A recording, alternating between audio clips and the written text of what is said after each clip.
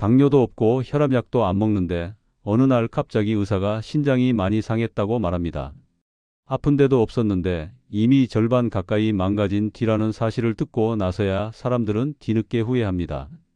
결론부터 먼저 말씀드리면 신장은 비싼 보조제나 특별한 차보다 덜 짜게 먹는 습관, 올리브유와 브로콜리와 마늘을 활용한 식단, 그리고 물약 술 담배를 다루는 방식만 바꾸셔도 숨을 돌릴 기회를 얻습니다.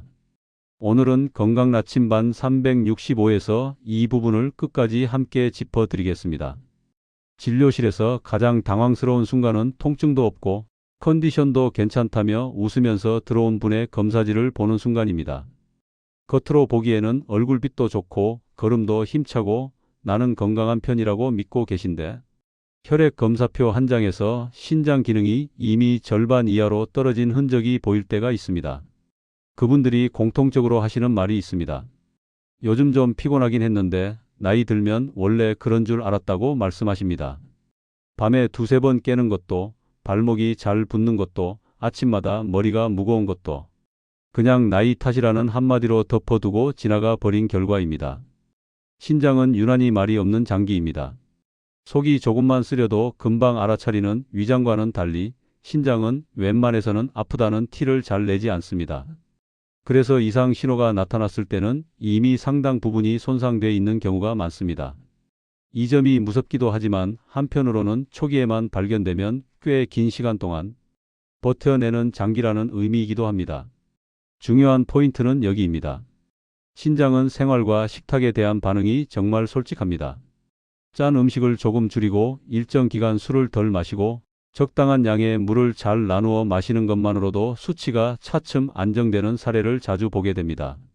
복잡한 이름을 가진 약을 더 늘리기 전에 부엌과 식탁에서부터 방향을 바꾸는 것이 훨씬 중요한 이유입니다.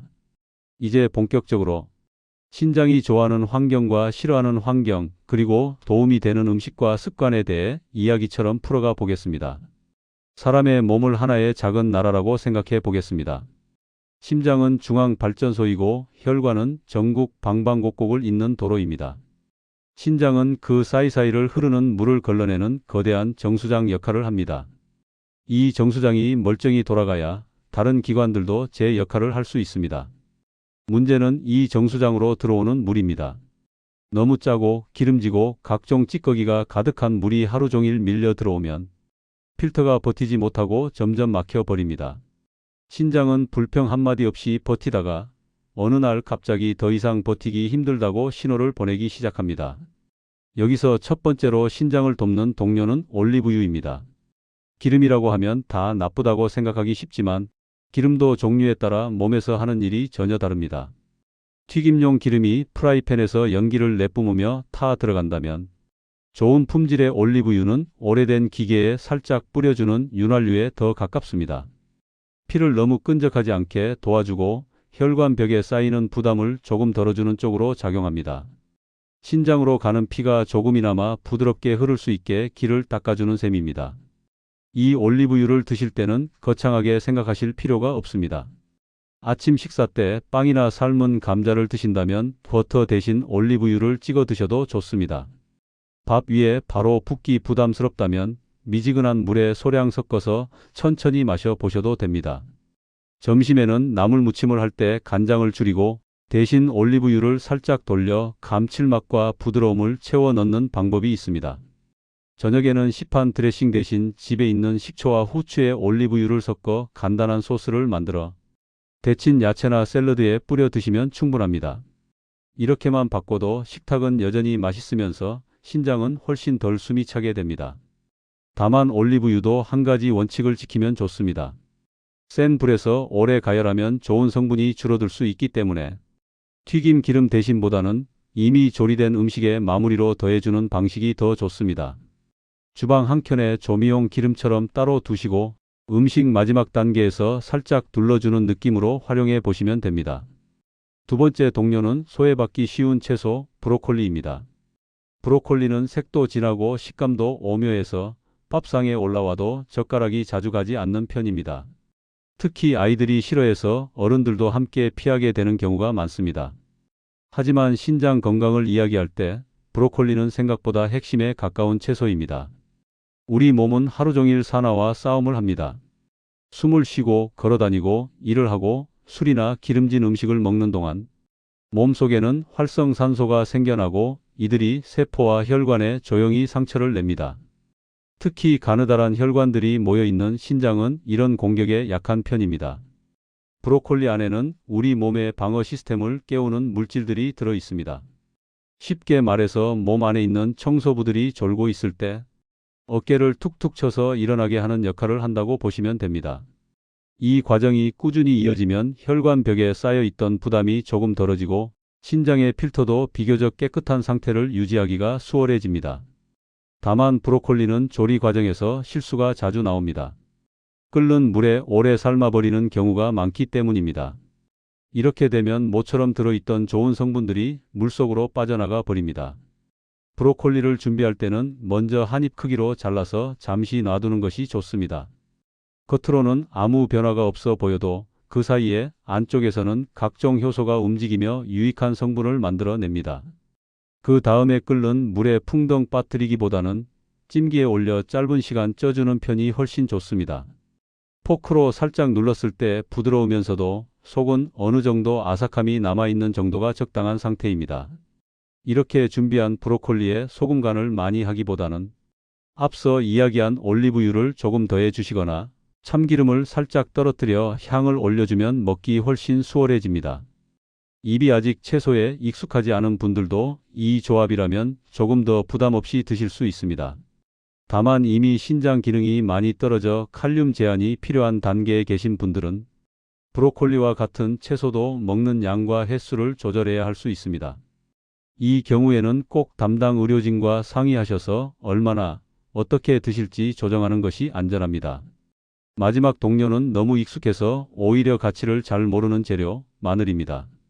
한국 사람에게 마늘은 양념 그 이상입니다. 김치, 볶음, 찌개, 고기 반찬까지 거의 모든 요리에 들어갑니다. 그만큼 자주 쓰다 보니 정작 몸에서 어떤 역할을 하는지 깊게 생각해 볼 기회가 많지 않았습니다. 마늘을 잘게 썰거나 으깨는 순간 특유의 향이 확 퍼지면서 중요한 성분들이 활성화됩니다. 이 성분들은 혈관을 편안하게 풀어주는 쪽으로 작용해 혈압이 과하게 치솟지 않도록 돕는 역할을 합니다. 혈압이 조금만 안정돼도 신장으로 가는 피의 흐름이 안정되고 필터 역할을 하는 구조물들이 훨씬 편안해집니다. 한 중년 남성분의 사례를 떠올려 보겠습니다. 오랜 기간 혈압약과 당뇨약을 함께 복용 중이었고 정기검진에서 신장 기능이 서서히 떨어지는 경향을 보이고 있었습니다.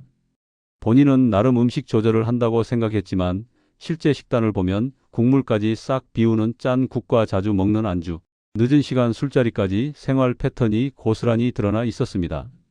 이분의 식습관을 모두 바꾸기는 어려웠기 때문에 현실적인 지점부터 손을 대 보기로 했습니다. 첫 단계는 국물 양을 줄이고 안주 양념을 조금 덜 짜게 하는 것, 그리고 그 자리에 마늘을 새로 안치는 것이었습니다. 생마늘을 억지로 통째로 드시게 한 것이 아니라 잘게 다진 마늘을 식탁 위에 늘 두고 식은 반찬이나 데친 야채 위에 뿌려 드시게 했습니다. 뜨거울 때 넣으면 향만 남고 중요한 성분은 줄어들기 때문에 음식이 약간 식은 뒤에 섞어 드시도록 안내를 드렸습니다. 처음에는 속이 따갑지 않을까 걱정하셨지만 양을 아주 소량부터 시작해 서서히 늘리자 큰 문제 없이 적응하셨습니다. 몇 달 후 다시 검사를 해보니 혈압과 혈당이 이전보다 훨씬 덜 출렁거리고 신장 기능 저하 속도도 다소 완만해져 있었습니다. 이 변화는 비싼 건강식품 때문이 아니라 부엌에서 마늘의 자리를 조금 올려준 덕분이라고 보셔도 괜찮습니다. 물론 누구에게나 생마늘이 잘 맞는 것은 아닙니다. 위가 예민한 분들은 바로 따라 하시기보다는 양을 얼마나 드실지 혹은 익힌 형태로 어느 정도까지 드실지 전문가와 상의하시는 것이 필요합니다. 다만 전체적인 방향만 놓고 보면 과하게 짠 양념과 설탕을 줄이고 그 대신 마늘의 향과 맛으로 풍미를 채워 넣는 식단이 신장에는 훨씬 여유로운 환경을 만들어줍니다. 이제 음식 이야기를 넘어 생활 습관으로 가보겠습니다. 신장에 부담을 주는 큰 축은 짜게 먹는 습관, 진통제에 쉽게 손이 가는 생활, 과한 단백질, 그리고 술과 담배입니다. 여기에 물을 잘못 마시는 습관이 겹치면 신장은 말없이 이를 몇 배로 더 떠안게 됩니다. 소금은 신장의 업무량을 바로 늘려버리는 요소입니다. 짠 음식을 먹을수록 나트륨을 몸 밖으로 내보내기 위해 신장은 더 열심히 피를 걸러야 합니다. 이 과정에서 혈압이 오르고 신장의 미세한 혈관이 상처를 입게 됩니다. 갑자기 소금을 확 줄이면 음식이 입에서 돌고 식사가 즐겁지 않기 때문에 현실적으로는 한 끼 한 끼에서 간을 아주 조금씩만 덜어내는 방식이 좋습니다. 김치 국물을 덜 떠먹고 라면 스프를 전부 다 넣지 않고 국물은 건더기 위주로 드시는 사소한 선택들이 모이면 몇 달 뒤에 몸은 그 차이를 꽤 분명하게 보여줍니다. 진통제도 마찬가지입니다. 허리 어깨 무릎이 계속 아프다 보면 병원에 가기 전에 약국에서 약부터 챙기게 됩니다. 이것이 한두 번이라면 큰 문제가 되지 않을 수 있지만 거의 습관처럼 일주일 내내 이어지면 신장까지 그 부담을 나누어 가지게 됩니다. 통증이 잦다면 단순히 진통제만 반복해서 먹기보다 왜 아픈지 생활 자세나 운동 문제는 없는지 약 선택은 적절한지 한 번쯤 점검을 받는 것이 좋습니다. 의사와 상의해 신장에 상대적으로 부담이 덜한 약으로 조정하거나 비약물적인 방법을 병행할 수 있다면 신장은 그만큼 여유를 얻습니다. 단백질은 필요한 만큼은 반드시 먹어야 합니다.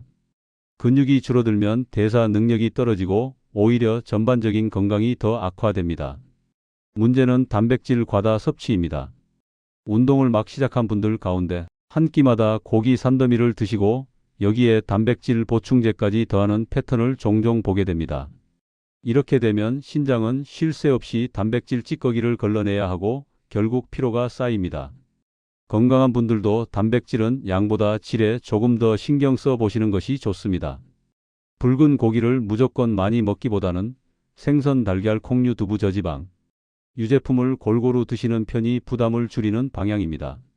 이미 신장 질환을 진단받으신 분들은 체중과 검사 결과에 맞춰 하루 섭취량을 따로 조정해야 하므로 반드시 전문가와 상의하시는 것이 안전합니다. 술과 담배는 신장을 둘러싼 혈관을 직접적으로 괴롭힙니다.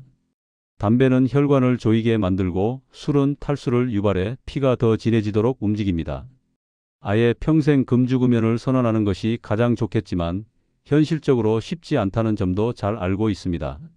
그래서 먼저 빈도와 양부터 줄여보는 방향으로 출발하시면 좋습니다. 주말 내내 술자리가 이어졌다면 하루를 완전히 쉬는 날을 만들어 신장을 숨쉬게 해주는 것, 흡연량을 순식간에 절반으로 줄이기보다 점차 줄여나가는 계획을 세우는 것만으로도 출발선이 달라집니다. 물은 신장의 작업 환경을 좌우합니다. 물을 적게 마시면 피는 더 진해지고 필터 역할을 하는 구조물은 더 고생을 하게 됩니다. 그렇다고 단시간에 물을 한꺼번에 들이키면 또 다른 부담이 됩니다. 아침에 일어나서 한 잔, 식사할 때마다 느긋하게 한 잔, 낮 시간에 목이 마르지 않아도 조금씩 보충해주는 습관만으로도 신장이 느끼는 일당은 줄어듭니다. 소변색이 너무 진하지 않고 냄새가 자극적이지 않다면 대체로 적당한 편이라고 보셔도 괜찮습니다. 걷기 같은 가벼운 운동은 신장에 가는 피의 흐름을 안정시키는 데 도움이 됩니다. 무릎이 괜찮으시다면 하루 일정 시간 산책을 생활 속에 고정해 두는 것도 좋습니다. 많이 무리해서 하는 운동보다 오래 지속 가능한 걷기와 가벼운 근력 운동이 신장에게는 훨씬 고마운 선택입니다. 신장은 끝까지 조용히 버티다가 정말 힘들어지면 그제야 표시를 내는 장기입니다. 그래서 더 신경을 써야 하고 반대로 한번 관심을 주기 시작하면 생각보다 잘 따라오는 장기이기도 합니다. 오늘 이야기를 정리하면 짜고 자극적인 식탁에서 조금씩 벗어나고 올리브유와 브로콜리와 마늘처럼 신장을 도와주는 음식의 비중을 서서히 높이는 것, 진통제와 술과 담배, 과한 단백질에 대해 한 번 더 생각해 보는 것, 그리고 물과 가벼운 운동, 정기적인 검진까지 이 세 가지 축만 잡으셔도 신장은 훨씬 편안해집니다. 지금 이 순간 잠깐만 본인을 떠올려 보셔도 좋겠습니다. 최근 일주일 동안 얼마나 짠 음식을 드셨는지, 물잔은 몇 번이나 제대로 비웠는지, 약 봉투를 습관처럼 열지는 않았는지, 이 질문들에 대한 대답만 점검해도 앞으로 무엇을 조정해야 할지 방향이 보입니다. 혹시 이미 검진해서 신장 수치가 좋지 않다는 이야기를 들으셨더라도 지금부터의 선택이 앞으로의 수년, 수십 년을 바꿀 수 있습니다. 지금까지 해온 생활을 탓하기보다는 오늘부터 무엇을 하나 바꿀 수 있을지에 시선을 두시면 좋겠습니다. 여기까지 들으시고 내가 당장 실천해 볼 수 있겠다 싶은 습관이 하나라도 떠오르셨다면 댓글로 본인의 계획을 짧게 남겨주셔도 좋겠습니다. 예를 들면 오늘부터 국물 양 줄이겠다. 브로콜리를 주에 몇 번 먹어보겠다. 물을 하루에 몇 잔은 꼭 챙겨 마시겠다. 이런 식으로요. 다른 분들의 다짐과 경험이 또 누군가에게 큰 힘이 될 수 있습니다. 여러분의 신장이 지금보다 조금 더 편안해질 수 있도록 건강 나침반 365도 계속 방향을 함께 잡아드리겠습니다.